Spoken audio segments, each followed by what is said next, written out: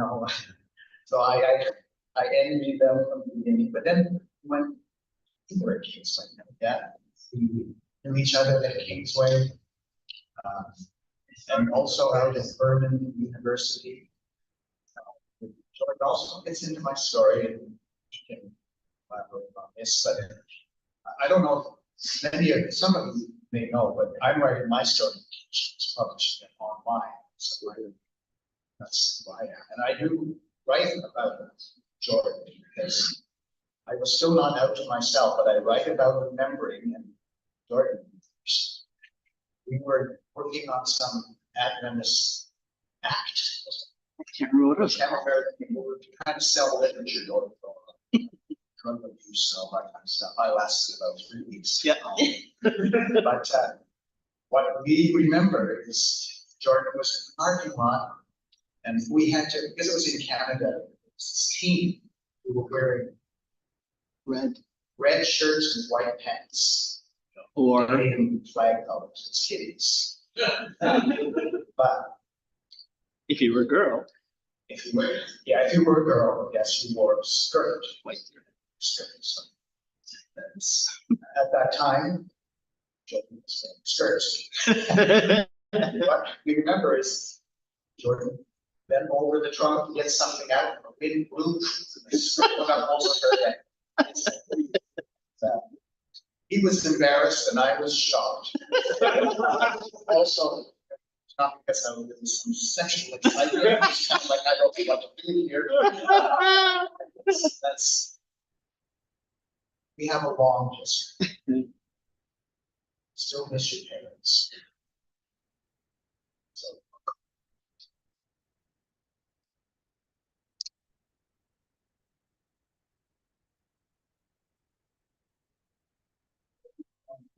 I figured it was as my brother and I know my parents thought him as their son. So I just want to begin by, can everyone hear me? Yes. Good. What? I'm only kidding. And I'm partially deaf, so you gotta yell if I'm gonna hear you.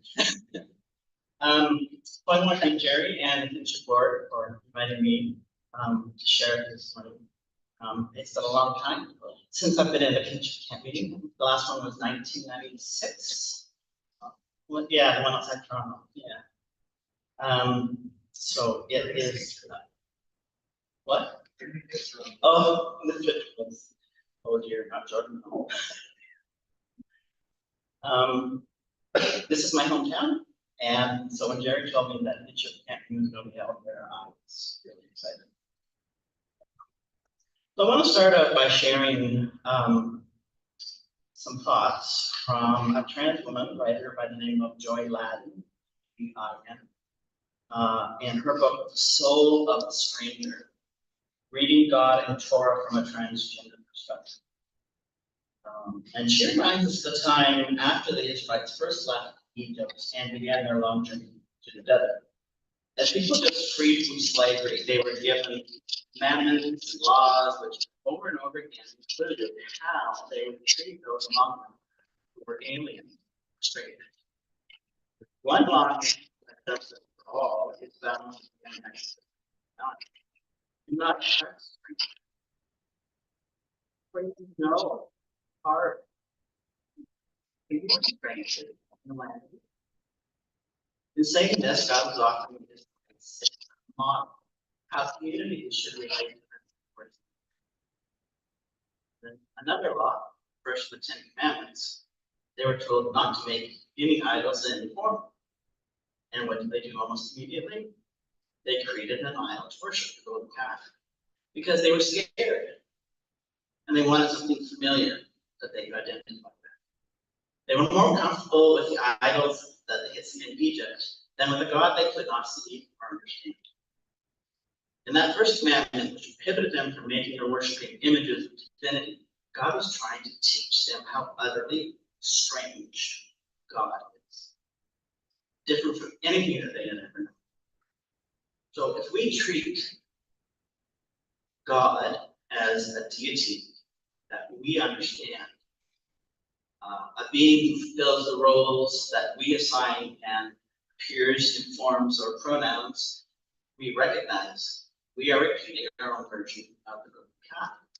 If we don't recognize God's incomprehensible strangeness, we are not recognizing God.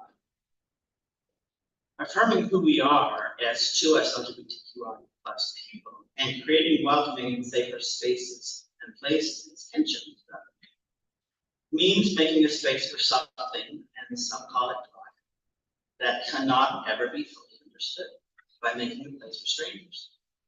For all of us who do not fit into established roles and categories, those boxes. So I do not stand before you with a struggle with God, although I do believe in an energy that unites us that we call love. David talked about that. And as the scriptures say, God is love. As I share my story this morning, I'm not speaking on behalf of all trans. I'm sure you know every trans person's experience and narrative is uniquely their own. The things that we have each gone through will be different in many ways, yet similar in others. I want to point out that I'm not an expert on gender and what it means to be trans from either a psychological or theological perspective. The only thing I can claim to be an expert on in my life. So as I share a little bit of my personal story, it's my hope that you will find something to relate to about gender, about strangeness, about love. And it is my hope that you'll expand your understanding and awareness of trans and gender diverse people just a little bit more. If you are trans or gender expansive, I hope that you'll find something to relate to in my story. For all those ways in which our experiences or language differs, I ask for your understanding and patience that I'm still in too. If you are a survivor of conversion therapy practices, or a survivor of any type of pressure or message to suppress or deny gender or sexual identity, you may find yourself remembering your own experiences or traumas. If you need to, please feel free to stand up and step outside for a moment. Take a friend with you if you can. And know that I am available at any time if you wish to speak one-on-one. And as Catherine said so well, there are stupid questions. I would encourage you to make a note of any questions that arise. I'm going to go through my story and then we'll have a time to connect and interact and ask questions. So, my story. I should have been born with a penis. I was conscious of that fact as early as 4 years old. I was born biologically female and raised in a very loving and conservative Seventh-day Adventist family. From my earliest memories, I identified as a boy.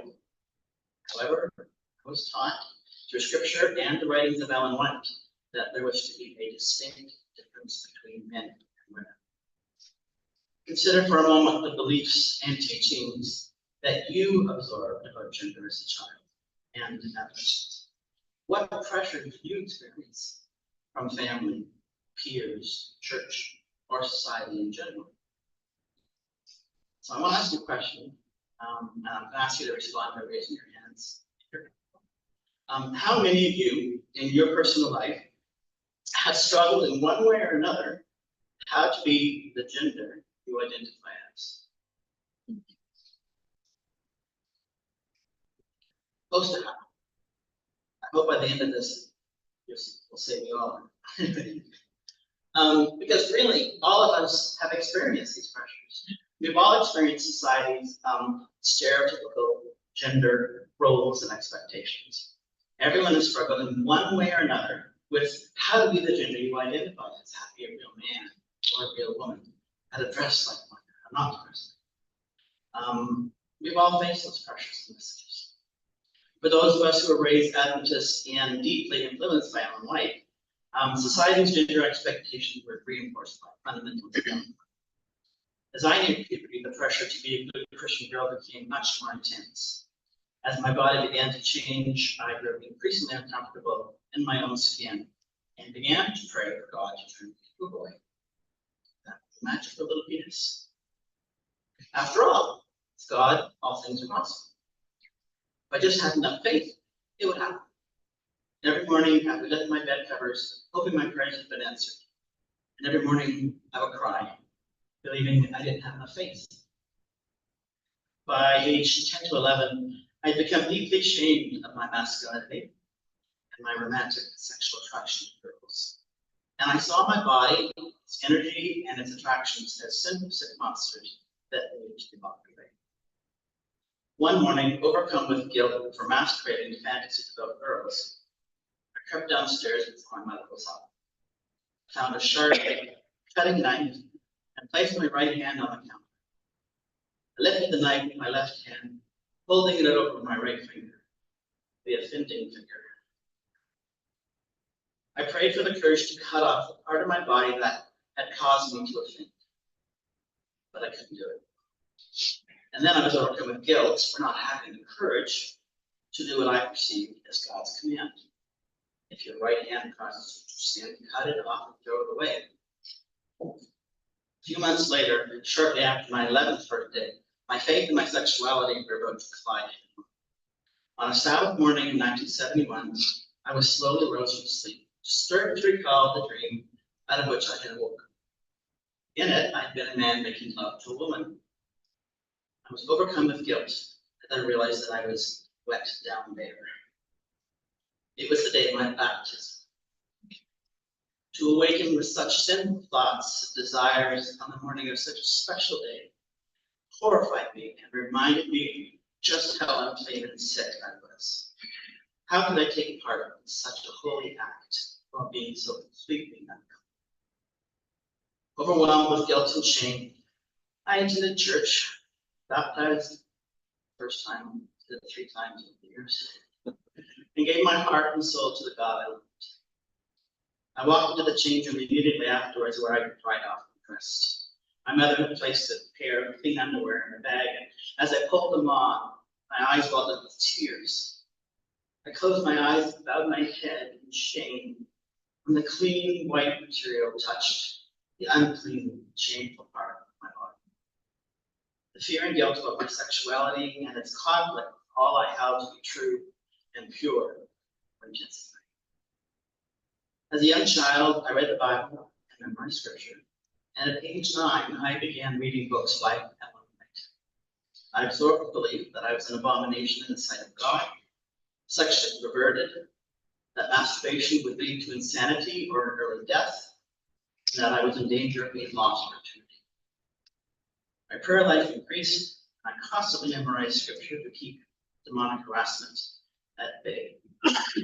Adventist people, White instructs believers, go to your closet and there alone plead with God. Create in me a clean heart, and a right spirit with me. Be in earnest, be sincere, agonize. Jesus in the garden, sweat great drops of blood. We must make an effort. But no matter how hard I tried, I was unable to stop the sinful thoughts and feelings. Over the next few years, I consciously worked hard at not moving in order to silence my masculine energy, sexual desires, and to disconnect the body I could no longer identify with. From puberty to early adolescence, the issues associated with my gender identity paled in comparison to my romantic and sexual attraction to girls, which for me created a much greater sense of shame, low self-worth, and spiritual distress. By the time I was 14, I had become a stranger, living almost completely out of touch with my physical body, hiding who I knew I was for everyone in my life, and eventually even from myself. As the years passed, I became even more religiously conservative, all in an effort to suppress, deny, and dissociate myself from my sinful nature. Those suppressed truths of who I was created an undercurrent of shame that became my norm. I lived in an almost constant state of dissociation and depression with frequent suicidal thoughts, but I kept all of that hidden, never speaking to anyone about it. On the surface, I was a happy teenager and a good student, but throughout high school and college, I made sure to stay below the radar, not wanting to call attention to myself. The times when I was outspoken on issues, I was challenging the status quo, often not in an aggressive way, but in an ever-growing fundamentalist way. All I'd ever really wanted to be was a pastor. I'd never given a moment's thought to being anything but a pastor. But in 1977, at my first day registering at Canadian College, Alberta, now called Sullivan University, I was clearly told that women could not become pastors and I would not be allowed to sign up for a theology major. I was devastated, confused, and frightened. I didn't have the confidence to fight for what I wanted. And that refusal launched years of confusion and uncertainty about what major I wanted to pursue. My ever-growing conservatism, deeply influenced by my own life, led me to leaving CUC to continue my education at an unaccredited, self-supporting Adventist school called Weimar College. Located in the beautiful foothills of the Sierra Nevada mountains in Northern California, it was a college and a health institute. And at the time, in 1980, it was an unaccredited college. While I graduated from college with a bachelor in elementary education, it took me 7 years to complete the 4-year degree. The only reason I chose elementary education because I could teach Bible. At the time, I wholeheartedly believed that I could create a curriculum based on the use of one book only, the Bible. And I still have a hard time believing that I once thought that. After I completed my student teaching, which I did through Adventist University, I spent 6 months as a student missionary on the island of Eagle Eye, Marshall Islands. And after 1 year of teaching in one SDA church school here in Ontario, I was asked to be the teacher of all 8 grades in a one-room schoolhouse for faculty children at the Weimar Institute, Northern California. On a beautiful sunny day in January of 1987, I met up for lunch with my best friend, Leslie.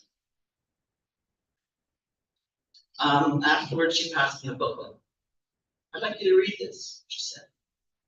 I glanced down and read the title, "Emotional Dependency, Threat to Close Friendships," published by Love in Action, which I later learned was a Christian chain ministry based in Southern California. I quickly thumbed through it, and discovered to my horror that it was written with attitude. My friend said, "Read it for the emotional part, not the physical." She also said something about needing some distance between us for the next while, but I didn't really process it. I was already in shock. I never acted on my attractions. I never talked about them. But you know, I muttered a quick thank you and headed back to work. While my students worked in the library on an assignment, I read through the booklet, which seemed to describe me perfectly. I was thrilled because it seemed to offer an explanation of my problem. But I was also horrified. Although I never acted on my homosexual tendencies, I could no longer deny what was staring me in the face. The next day, I was barely able to function. I spoke with the campus chaplain about emotional dependency. He recommended a book, Road Less Traveled by Scott Peck, which argues that dependency is pathological, it is sick, always a manifestation of a mental illness or defect. That seemed to confirm my fears, instilled by Ellen White, fears that I had carried since childhood, that I would end up in a psychiatric institution. For the next 3 months, I continued to teach, while deeply depressed, anxious, angry, and overcome with an increasing sense of hopelessness. I started having panic attacks and blackouts. On a sunny spring morning, I came to the conclusion that the only option left for me was suicide.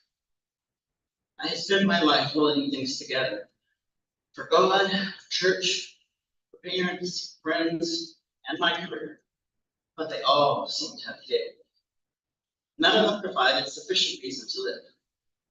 I was the one who had to live with the pain, not them, and it just wasn't worth it anymore. While teaching, I scribbled the following on a pad of paper. Today, I wonder if I might be lucky enough to have the courage to give myself. Hope that I won't have to bear this long. That someday soon I can make sure that the pain, suffering, agony, sickness, and guilt will be over. There is no reason to continue, no reason to go on like this, so why go on? The word itself seems wrong to write, but it has become almost a logical, accepted part of me. Suicide. The loss of the will to live, the utter despair, the giving up of hope.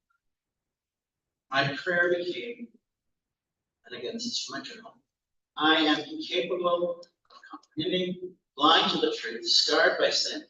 My nervous system feels shot.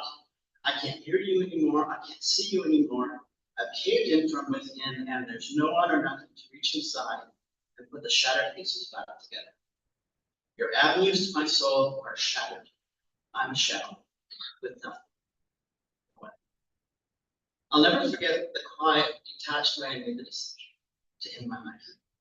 I actually felt a rush of joy, knowing the self-loathing, depression, loneliness, exhaustion of suppressing my inner and emotions, and the constant fear of being discovered for what I was would soon be.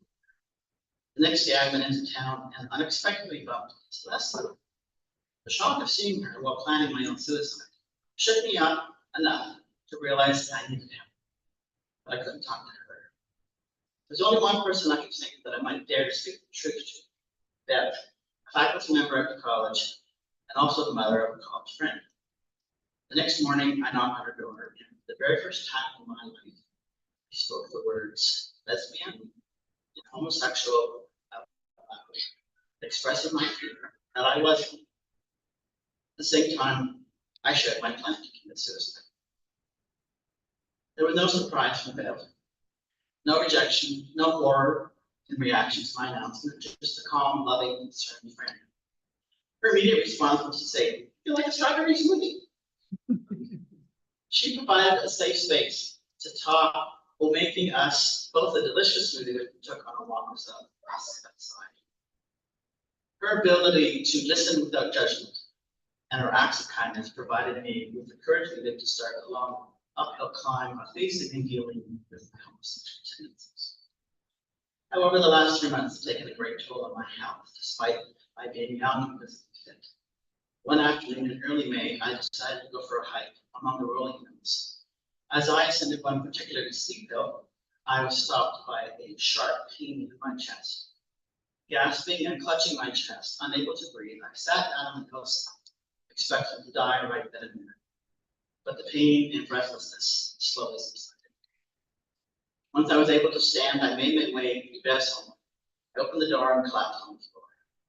She immediately took me to a doctor who told me that I was experiencing panic attacks, and that I needed to leave immediately to care for her. I resigned from my teaching position, packed my belongings, and flew home to my parents just years ago. I didn't know where else to go. I announced my anger and bitterness towards friendships, Weimar Institute, Ellen White, Seventh-day Adventist Church, believing they had all failed me when I needed the news. My parents provided me with a safe space during those dark days, without asking questions and allowing me to just be. Even though my faith had been shattered and I no longer attended church, conservative Christianity was the only world I trusted. I absorbed everything I could, books, cassette tapes, and newsletters from places such as Love in Action and Exodus International. I counseled with an SBA pastor for a short time, referred me to an SBA Christian counselor. I didn't realize it at the time, but his counseling was based on this relief, comparative therapy, today known as conversion therapy. At one particularly challenging session with him, I was told that my homosexual tendencies were a result of childhood traumas and an unhealthy relationship with my mother. I arrived home filled with rage and agony. All the pain and self-loathing, all the agony I had lived through since I was a child was my mother. She was the reason for my attraction to girls. She was the reason I felt more like a boy. She was the reason for always wanting to die. I opened my mouth with a silent scream of rage and betrayal as I fell to my knees, tears streaming down my face. I never questioned what I'd been told. And even as an adult, I was not yet able to question what my counselor was telling me. My Adventism experience was one of living in a very closed religious community, where nothing outside our faith was trusted. A very common experience among evangelical and fundamentalist conservative religion. I continued to work desperately to become heterosexual, but instead of being healed, changed, I gained over 150 pounds, more than doubling my weight and distancing myself even further from my body, my sexuality, and my gender identity. As a young teenager, I had constantly worked with property in order to silence the masculine and sexual energy in my body. Those efforts now included stuffing down my fears and emotions through overeating. The journey for me had become all about understanding what God in Scripture said and didn't say about sexual orientation, not what the church said.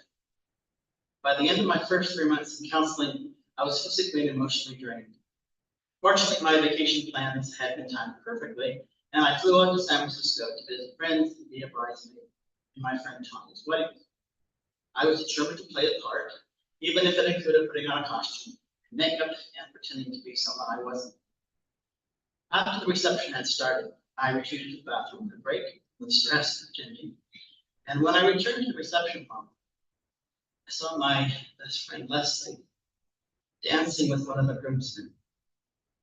All breath instantly left my body, and I was paralyzed with overwhelming emotions. There was the woman I loved, dancing in the arms of the man I wanted to be. I turned around and rushed back to the bathroom, hid in the stall, and put both my hands over my mouth to stifle my voice. I was no longer able to pretense, and I spoke briefly with Tanya, who knew about my struggles, and graciously found a car for me to drive back to her parents' house. When I arrived to the empty home, I immediately ripped off the dress, nylons, and heels and jumped in the shower, where I ended up screaming and sobbing as I literally rubbed my skin raw, desperate to remove the makeup and hating the body and the pretense of presenting as a woman. Over the next few months, I pulled further away from my parents, especially from my mother, believing that my struggle with homosexuality was her mistakes. It was difficult. Therapy did lead to some learnings that led to a healthier relationship with my parents, but along with that, psychological and spiritual explanations for my learned version constructed in an attempt to explain away my homosexuality. After years of its intense self-analyzing, I found myself once again attracted to a woman. I was devastated. In fact, the homosexual desire seemed even stronger. At last, it dawned on me that denial and suppression of one's emotions, desires, and thoughts was not changed. In 1993, I entered into a year of study, reading everything I could find on scripture and homosexuality, which I resolved to graciously lend me books and continue years. For the first time in my life, I was open to reading theological arguments on the other side of the issue. So even in spite of the newsletters and books, as convincing as the arguments were for accepting my sexual orientation, I wasn't able to do so. One night, after spending the entire night in prayer, I lay face down on the floor, exhausted from wrestling with God's silence. And suddenly, in that silence, I heard a quiet, calm, but very clear voice. I have no problems with you being a lesbian. You're the one who can't accept it. At that moment, for the first time in my life, I realized just how much my personal fears, judgments, assumptions, and prejudices about what it meant to be lesbian, my own homophobia, got in the way of my being able to hear what God in Scripture said and didn't say, and got in the way of embracing my sexual identity. At last, I was able to accept myself, came out as a lesbian at the age of 33. In 1994, I attended my first Kinship Kampmeeting in New York State. I got involved with Kinship after that, serving as the editor of Kinship Canada's newsletter, working with Andrew and Jim, Jerry, Jim, and Peter. And I also began attending Christos MCC, the Metropolitan Community Church, in Toronto. Again, thanks to Jerry for introducing me to it. And in 1996, I was happy to be a part of Kinship Canada, hosted Kampmeeting just north of Toronto. There, I met one of the speakers, Dr. John Jones, at the time, Dean of the School of Religion at La Sierra University. While attending Christos MCC, where I often preached, they called me a minister at the church. Dr. Jones encouraged me to attend La Sierra University to do my graduate studies.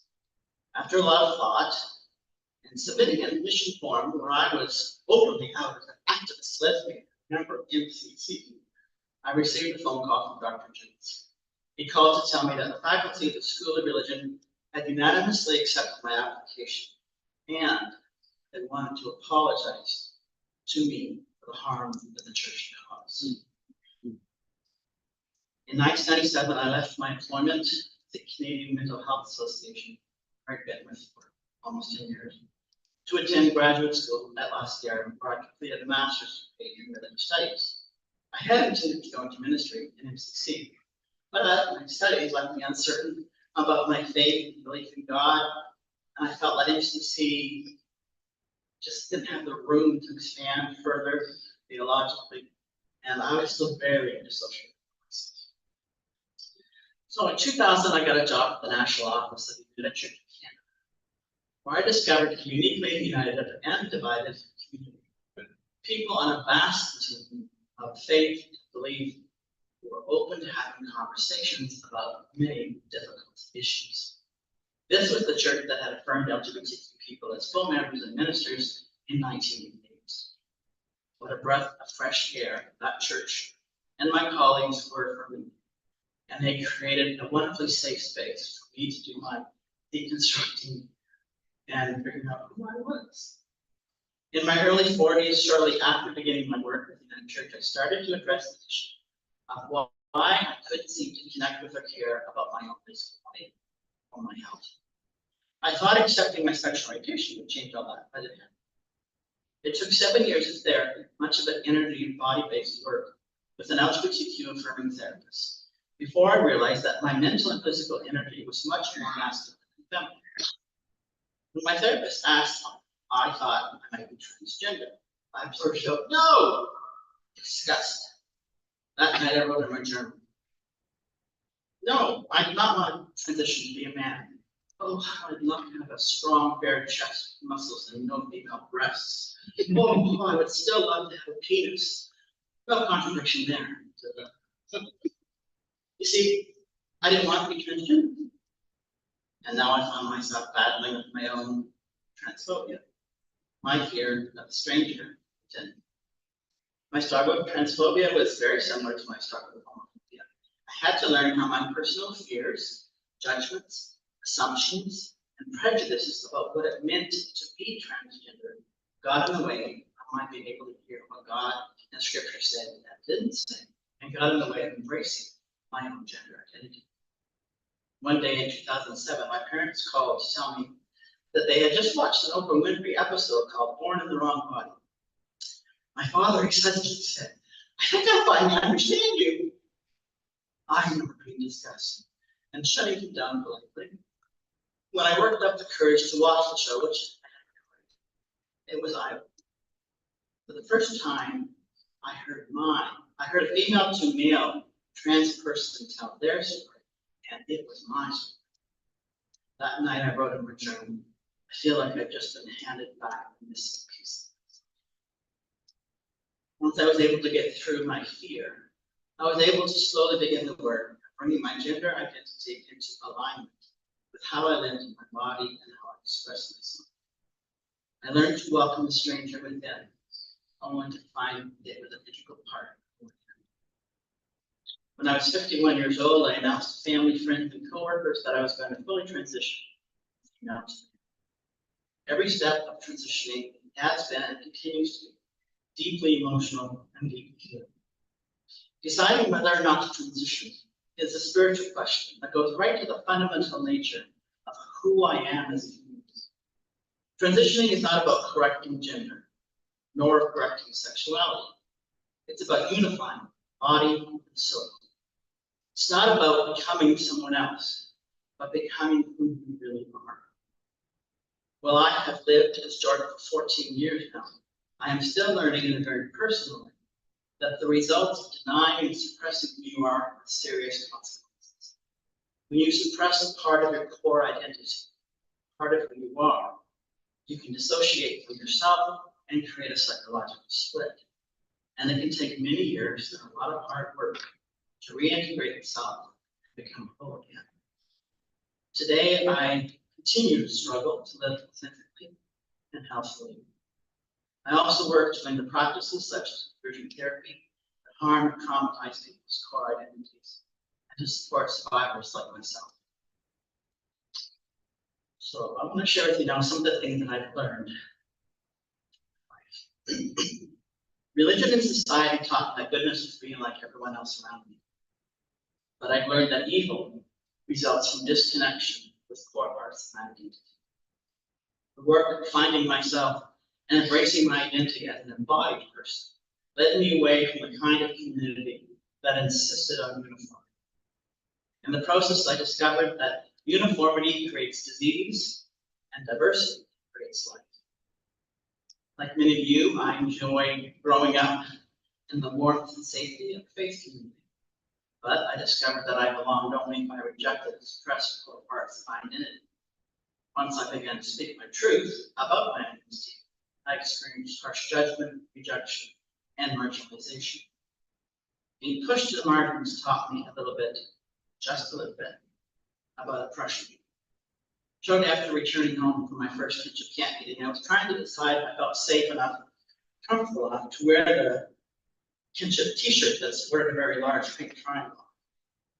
And suddenly it hit me that people of color, but with any visible difference, couldn't choose to be out.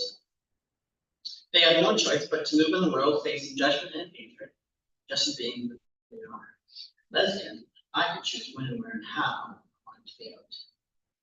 I fell on my knees beside my bed that day and wept as I realized my privilege. Over time, I began to see that my being marginalized was a gift, because it forcibly shifted my perspective and allowed me to learn more about the perspectives of others who I, as a white, able-bodied, educated, middle-class settler Canadian, had never thought about. And that was just the beginning of learning about my white supremacy and my race, which is another story itself. But it wasn't until I transitioned and people began to see me as a man that I began to understand how differently men are treated. One of the first things I noticed was how they made more space for me as I walked down the sidewalk or the aisle of the store.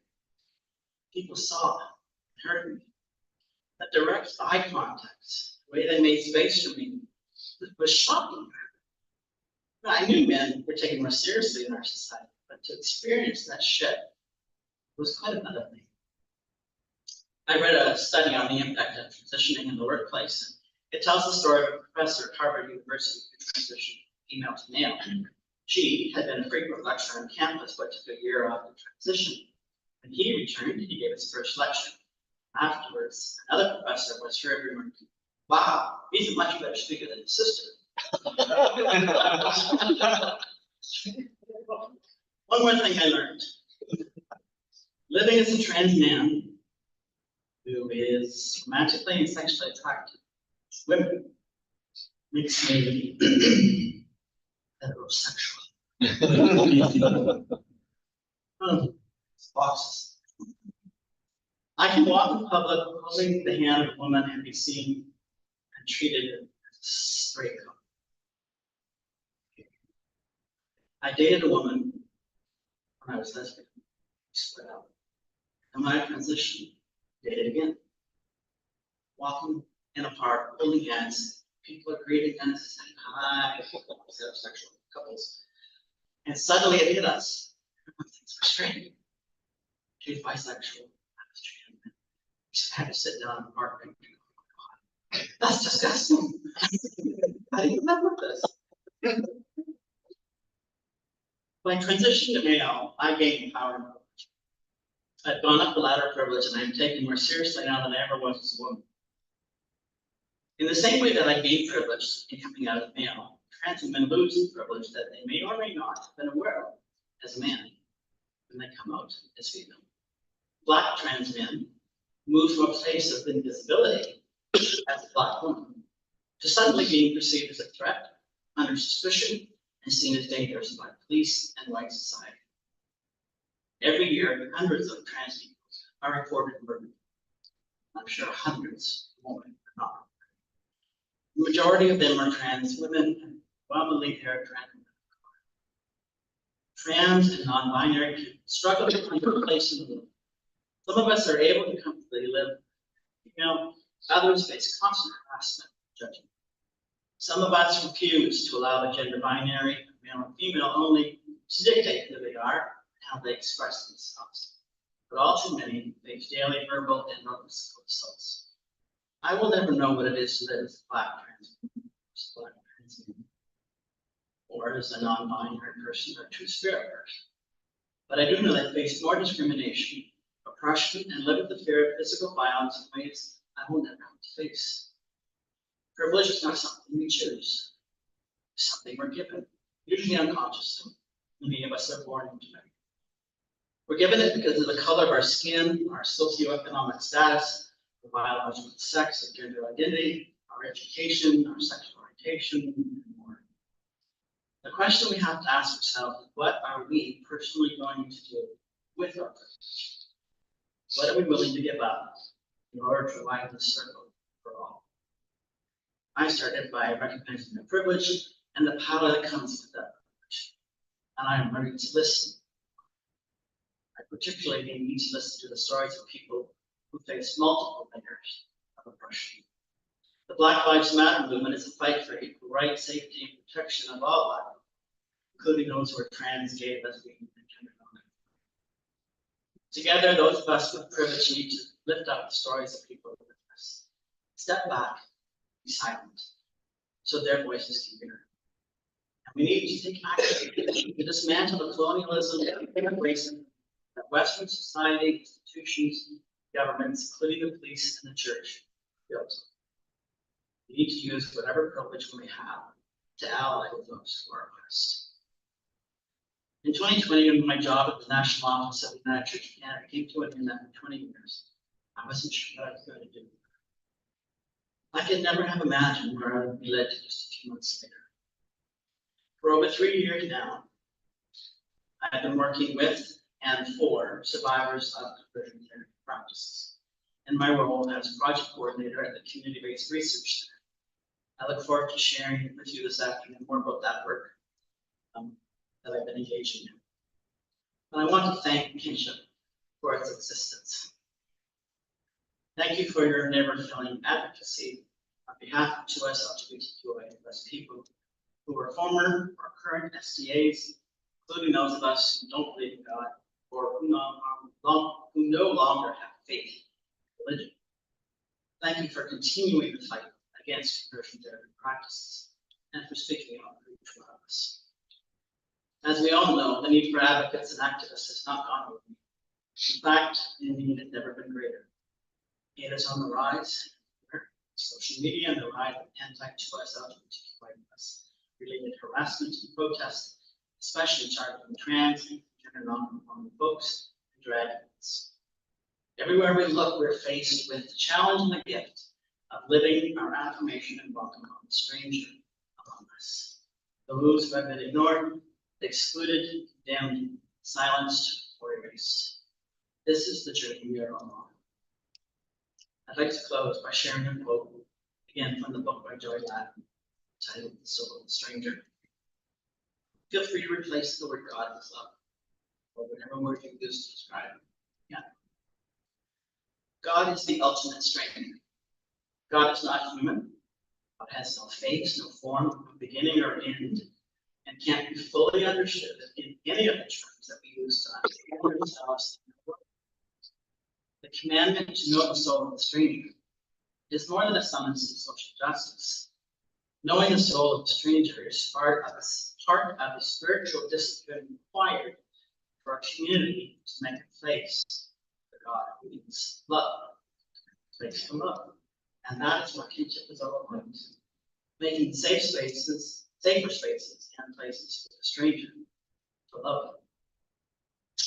May love continue to open our eyes, our ears, and our hearts, and give us wisdom, strength, and courage so that wherever we are and whatever we're doing, we are publicly, intentionally, and explicitly loving, celebrating, and seeking justice for all strangers within and among us. Here, here.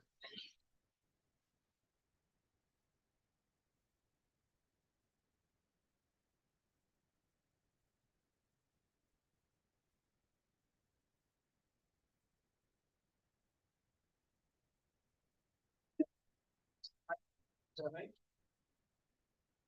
Sit down, sorry. Sounds good. So, questions, and please, like Catherine said, there are no super questions, so feel free to ask. Yes. This isn't a question, it's an observation. And that is that the book Messages to Young People is not a book that Ellen White wrote. It's a compilation. It was assembled by somebody at the White Estate. Yep. Put all these quotes together. Yep. And I believe there's a special place in hell. Because it totally worked, Christianity, and it Yeah. put people like you and me and perhaps many people in this room on a path of self-doubt, self-guilt, self-condemnation. Yeah. It's just, it's a shame that that book is still being published. Amen. It's one of the only, I think I have 2 books by Ellen White that are still in my bookshelves. And that's one, because it's just like, you can't believe this thing. Look. It's everything that's wrong with the Adventist church. Yeah, I agree. Yes. Do you want me to take? Oh, yes. Thank you. My coming out to myself was made more difficult by the fact that I had no words to describe what it was that I was. I remember being absolutely at the loss of figuring out exactly what, because I had no word. And looking back, the only thing that I see could have made my life better is had I heard once those words, maybe gay, maybe name it, whatever it is. And because like you were saying, coming out to yourself, sometimes you're harder on yourself than the other people, less welcoming because it is yourself. And to me, the only thing I would, and that's something I think kinship does, like you were saying, and I really work to do, is say those words so they exist. My reality of a lesbian is different from yours. So my question is this: looking back, what would have helped you in your journey? Because I'm trying to think how to be beyond welcoming, to any type of LGBTQ plus, and particularly to trans. I'm trying to think what would have helped you. What you just said, which is hearing somebody else's story and using the language that would help me to understand who I was. I grew up in the 60s and 70s and 80s, and it just wasn't talked about. If it was talked about, it was, how to heal you or fix you. So yeah, hearing it, and it's one of the challenges in closed religious communities, that there are gatekeepers who really guard the gates as far as language and any kind of awareness about issues that don't agree with positions of the church. And I can remember as a young teenager, I was still in public school, and I went to the library and I got out this big encyclopedia and I looked up the word homosexual. Now this would have been in the early 1970s. So I'd been around the time the American Psychiatric Association said it's no longer a mental illness, but it had also been declared no longer illegal in Canada in '67. So this description in this encyclopedia said, it was sort of sitting on the fence a little bit, but it said, it's not a mental illness, it's not a problem. And I remember reading it and going, I remember closing the book, putting it back on the shelf, and thinking, oh, if only I could believe that. I shut it down and didn't believe it because it wasn't from my faith community. And many ways in my experience of coming out was guided by someone who suddenly gave me permission, like my friend Deb. She said to me, because she was not raised on the Adventist, amazing woman. She said, I'd encourage you to get outside of the church because the world out there is not all bad. That was my permission to do so. And then a female minister who's an old camp buddy of mine years later gave me the kinship newsletters saying, I'm not sure it's a sin. And suddenly, you were the first woman pastor in Canada, in the Adventist church, and I suddenly felt like I had permission to go look at it. You know, it's like I had to, like David said, get out from underneath the authorities and find my way, stumbling about in the dark, however long it took me. And that's a scary time for everybody, whatever their issues are. Yeah. First, I'm getting messages from Europe saying they like your talk. The microphone. First, I'm getting messages from Europe saying they like your talk, so I just I figured I'd gossip. Secondly, before I was out, I worked a lot with pastors, and I worked with some again. I am wondering what specific suggestions do you have for Adventist pastors, not UCC, they're already in the heavenly gates, but what specific suggestions do you have for Adventist pastors that are negotiating that delicate balance of wanting to be spiritual leaders and wanting to be accepting and loving and working where they work? Oh, don't ask me that question. I don't have the answer. So can I just piggyback on that? Yeah? Yes, You may want to respond to her, then I didn't skip time. Okay. I am a Seventh-day Adventist pastor, currently. And I am here today. Sorry I can't stay for tomorrow, but I'm here today. Primarily because I want to learn. I realize that not too many of us, some maybe, but not too many of us are equipped, are ready, are open to even listen. And I want to place myself in a position where I can learn, I can listen, I can use the right approaches, I can be equipped. I want you to share with me and the rest of us, what is it that Seventh-day Adventist pastors could have done for you back then that would have strengthened your faith? If I am interpreting you correctly or incorrectly, let me know. Your faith has dwindled in God. Your faith is diminished. Your faith is, on the very low level right now. What is it that could have been done for you that would have helped to elevate you, make your faith, strengthen you, and help you to accept yourself as you are? I'm not going to answer that only because I think somebody else here might be better equipped to answer that question than myself. And the reason is because I am ever so grateful that I got out from underneath that system. If anything could have helped me, it's stories.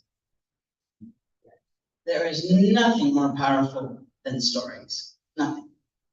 When we hear somebody else's story, we heard David's last night, it's just beautiful, brilliant, inspiring, exciting. And you heard the pain, and you heard the struggle, and you related to it.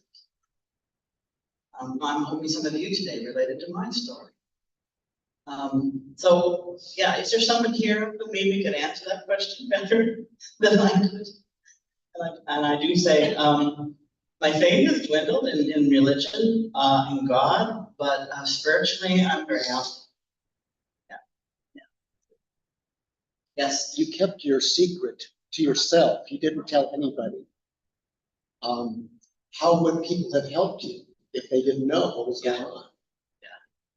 Yeah, I mean, the first time I spoke about it with FC Pastor Warren, I can't remember his last name, was at college. Anyway, he was wonderful. He was wonderful. Okay. And he was great. I mean, it was like the first time I could speak the words to someone and not feel like they were looking at me with disgust. So that was wonderful, right? But then he sends me to an SDA Christian counselor who was all about fixing me. So to go from being affirmed as a person to being told I had to be fixed was not a good not a good transition. That's the biggest problem is that within the Adventist church, and you can't change that until you change your beliefs, until you change what your policies are and you change your theology. That's going to continue to happen. You know, love the sinner, hate the sin. Anybody else have a good answer to that question about what it made you feel safe? Okay. No idea.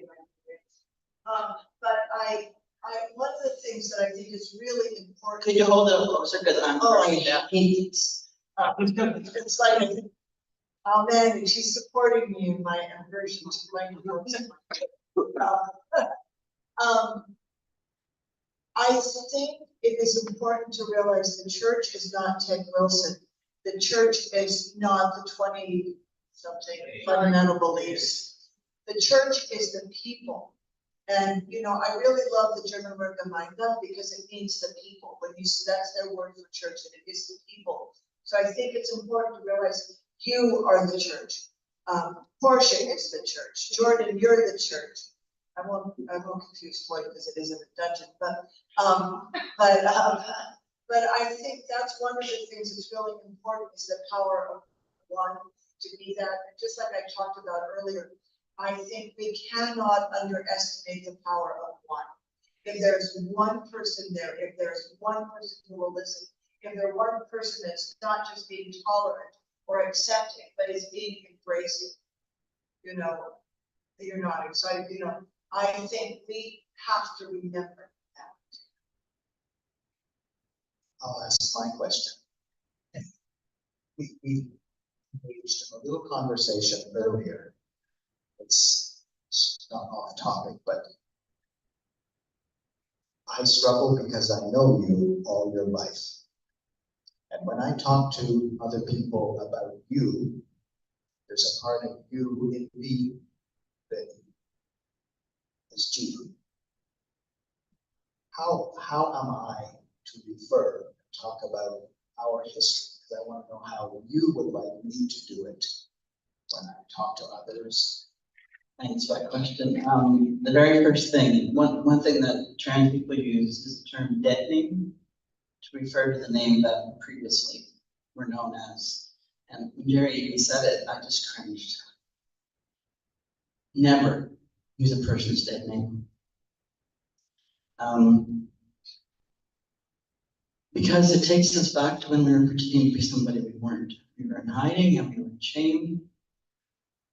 We went to fear, depression, suicidal ideation, dissociation.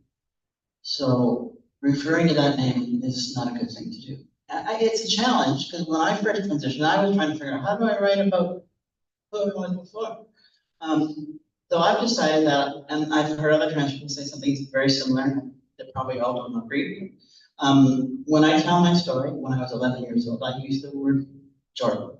Because the name Jordan, because the name, I was Jordan then, but I was just deeply in the closet. So I was hiding, it was Jordan in hiding. Yeah, so that's a very important question to ask for trans folks, yeah. John? Well, Jordan, two thoughts. I was raised that men do not cry, and I believe that. Thank you for sharing your story because you made my eyes sweat. But I also want to share. Tomorrow afternoon, we're going to talk about, I hope I can share things that we have learned to do with parents and families about sharing stories, sharing emotions, understanding how we can all help families and this is a much bigger challenge maybe to help families understand. But thanks for making my eyes sweat. Excellent, excellent presentation. Thank you. When I first started taking testosterone, I was 51 years old. So as I said then, I'm going through menopause and adolescence at the same time. So beware, everybody around me. It's a crazy time.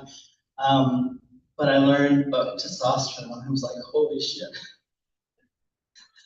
I'm so glad I didn't have to go through adolescence in a biological boy body. Oh my goodness.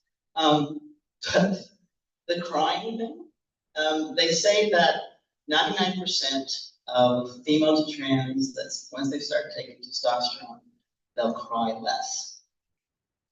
And I'm in the 1% who cries more. And the first time it hit me, I was watching a battle scene in Lord of the Rings. And I'm like, oh, tears streaming down my face. Then I start crying in commercials. And I was in front of a group telling my story, United Church Camp leaders. And one of them I've known for many years. He's been on different task groups I've been on, and he, a wonderful man, cried so easily. And he was sitting in the back row, and I'm telling him a story about tea and how it made me cry more. And he was in the back, he was just like 1%, yeah, wait around for it. Adam? I'll just shout. Do you think if you cry more because you can be more real, that you're not having to shut down so much, that it's actually more reality? Yeah. I mean, I love the results on TV. Oz picks up my Kampmeeting last one. It's really wonderful. But I think it sounds like people are really everything. Yeah, I mean, I do still cry easily, but not as much as I did those first few years. And I'm sure that part of that was just this emotion coming out, this grief, this release. Yeah, definitely. And the other thing is, when I talked about, sometimes a 64-year-old mind can't hold a thought. All right, it's not going to come to me, so somebody else, yes. My response to how to help pastors to be more open, that was asked a few minutes ago, is I think that those who are willing to have conversations, they need to continue to have those conversations with other pastors, because that's how it happens. I've seen that happen over and over again, as one pastor talks to another pastor and encourages them to have the conversations about who LGBTQ rainbow people are. That's what really helps the conversation tonight. I've seen that over and over again on every level of the denomination, from general conference staff to local pastor.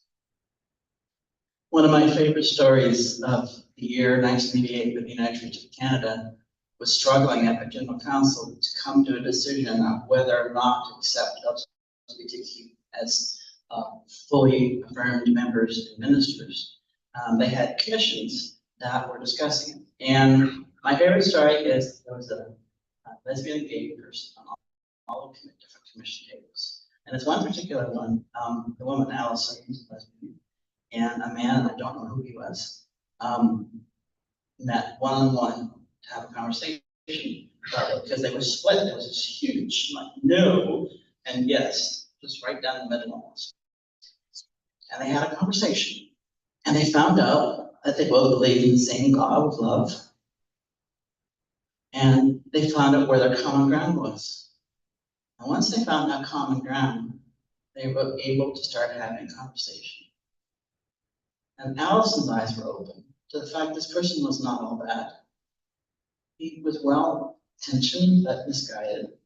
And he opened his eyes to understand that this person indeed loved God and the church.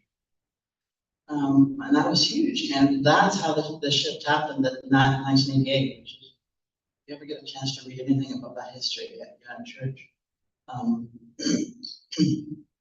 ministers went home that had been sent, well, not ministers, but lay people and ministers had been sent to represent their, I'm trying to think of the term, congregations, not parish, but presbytery. And they had been sent there with stacks of papers voting no to accepting LGBTQ. And at the General Conference, after hearing stories and having conversations, they voted yes, and they went home. And all hell broke loose for them. United Church is left en masse. Ministers left, ministers were fired. Lay people were ignored and kicked out of their congregations because they didn't vote the way people wanted them to. One minister Alberta, and his wife said to him, because he had voted yes, and sent to vote no, and he voted yes. She said, "You will stand up in church this Sunday and you will apologize for what you've done. And if you don't, I will leave you." And he stood up in the pulpit that Sunday and he said, "I do not apologize, sir." And she stood up and walked out, and that was the end of the marriage. That's how divisive it is for folks. We know that. But I do admire this church so much because of what they face and have survived somewhat. I just want to underscore what you've just said, because when pastors become affirming and stand with us, they, in very blunt terms, are putting their career, their livelihood, their paycheck out of the line. Churches that have gone through a affirming process divide half, 3/4, 90% of congregations leave. That's the price you pay. And some of our strongest advocates in this community are pastors who have paid that price. Some of you may be familiar with Stan Mitchell, who is an evangelical affirming pastor. He lost his marriage because he became affirming. He lost his church. Colby Martin has lost 2 churches. His book's up there on the table because of his stance. There is a big price. And I just had a flash through my mind of a pastor who told me, whispered in my ear, "I stand with you," but could not publicly state that he was of affirming point of view. And that created a big wound that was significant in my process of losing my faith at that point in time. I guess I said enough, and I don't know how to conclusion. I'll leave it there.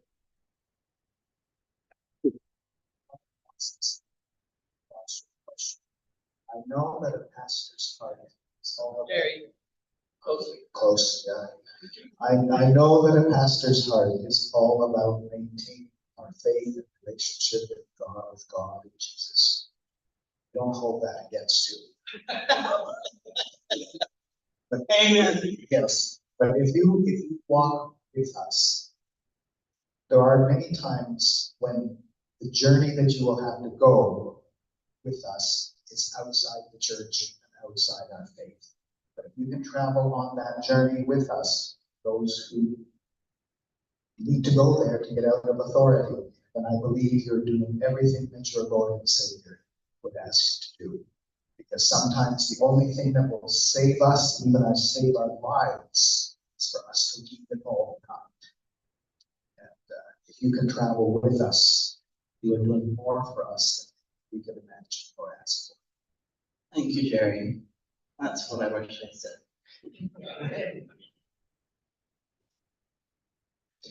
Any other questions, or can we have lunch?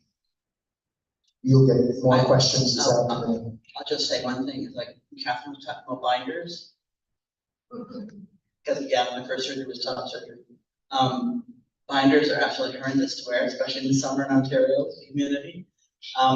But I wouldn't have lived without them until I had my top surgery. That was so important for me. And once I did have my top surgery, I walked. That's what I was going to say earlier, was, you know, I said that when I transitioned, I got up ladder privilege. I'm taking more seriously now as a woman than I ever, as a man than I ever was as a woman. And there's no doubt about that, that's true. But I also know, probably in part, that influences that is that I am more confident. I'm more comfortable who I am, so I speak with more authority in my own self than I ever did before, and that makes a difference. So, Yeah, it's always a combination of things, never either or. Okay, thank you. Thank you, George.